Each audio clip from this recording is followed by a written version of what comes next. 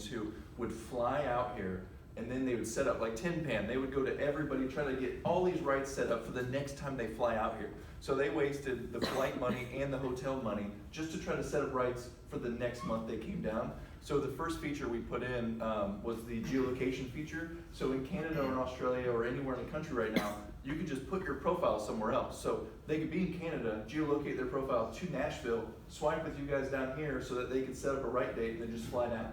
So now they're not paying for flights or food or housing or anything like that. Well, they're paying for food, but they're not paying for that additional food and everything.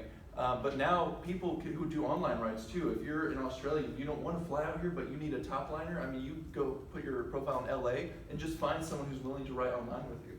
So we're going to really change the way that music's created across the country. We're going to release this to everywhere around the world, so I can only imagine what's going to happen. But that's been the main feature that we're like, we need.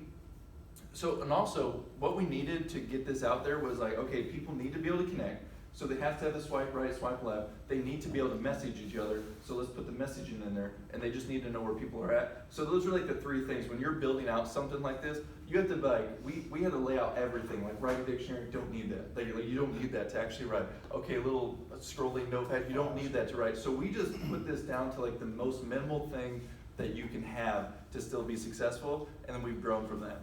Yeah, and the guy that started LinkedIn, Reid Hoffman, always said, like, if you're not embarrassed by your first release, then you've launched too late. And we very much feel that and are still working at it. It's always, I mean, it works fine, it's great, but like I get embarrassed because like pictures sometimes don't load fast enough, and it's just those things that we could spend $10,000 fixing that, but it's not a necessity type thing. It's not something we have to do, but it's get it out there so you can get the feedback and see what kind of momentum you can build and what the user feedback is. And what's been really nice is the organic growth of this, just because we're very much a lean startup. We don't have a ton of marketing capital to promote this everywhere, so it's very organic social media growth.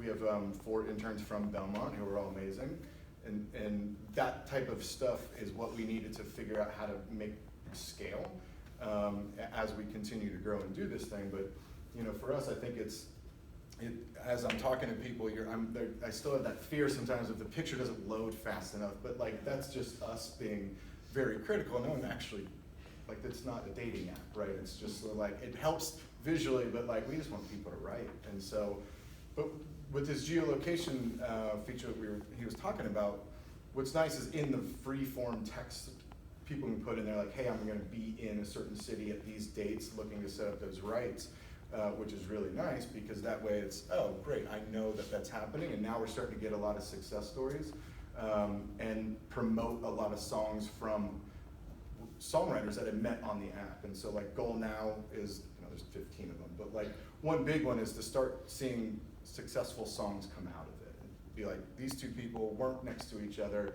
geolocated, met, wrote a song, and now we can use, you know, his network to get it in front of people to hopefully help progress it down that path to success. And then, you know, then show you don't have to be here. You don't have to be in LA or New York. You don't have to know all these people. It's just a matter of writing good songs. And so that's kind of the big vision part. In terms of the intellectual property side, how do you start like protecting an idea like this? Is it like trademark, copyright? So we trademarked We Should Write Sometime, which we were surprised that worked out, to be honest, because we were like, use it. It's kind of a common phrase. Well, I mean, Whiskey Jam has a shirt that says We Should Write Sometime. Funny story. I had to call Ward. I was like, just so you know. Funny story, because the head photographer, when we first started, we like started an Instagram page and like did all the socials just to like lock down websites and all these things. And so we did one little post with our with our logo as the first post, and it was just called We Should Write Sometime, like find your perfect co-write, whatever. And then like our good friend like commented on it. He was like, you guys are stealing this from Whiskey Jam, and like you guys are knocking this off. And we were like, hey man, it's Yeah. us. We didn't tell anybody we were building this app. Well, all my songwriter friends and connections, we weren't telling anybody. We were just building it out. So he was just so mad. He's one of those guys that goes after everyone anyways. He was protecting Ward from Whiskey Jam, just saying like, you stole this. And we're like, we didn't actually steal this. This is an open term. We did trademark it. But I already told Ward, I was like, hey, don't worry. You can still sell shirts that say we should write some time. Yeah. We're cool with that. We're just trying to get some, and the name is so important. When we first started with this too, everyone's like, they talk about names in tech, and everybody outside the music industry is always like, it's too long, the name's too long, like it's like, you don't understand, it's such a niche market that we're going after, is that people need to see this name and they instantly get it. Every songwriter we've ever told about this is like, oh, I get it, or they've seen shirts and they came up and then they download the app because of that. People want like these little names like Tinder, Jamber, Zuber, all these ers, and we're like, no, let's do this long name. Which I think and I hope that in years to come, like there's some study about it or something, just from the amount of connections and people we've met because of our name being longer on socials. When we've hit like or commented, it sticks out. And so people have like, I wouldn't have seen that. And these are like some of our partnerships now that we're working with people. Like, I wouldn't have seen that unless it stuck out. And I almost wanted to go back to like the old school marketing dude. folks that were like, you gotta call it collaborator with just all, like, I was like, shut up, dude.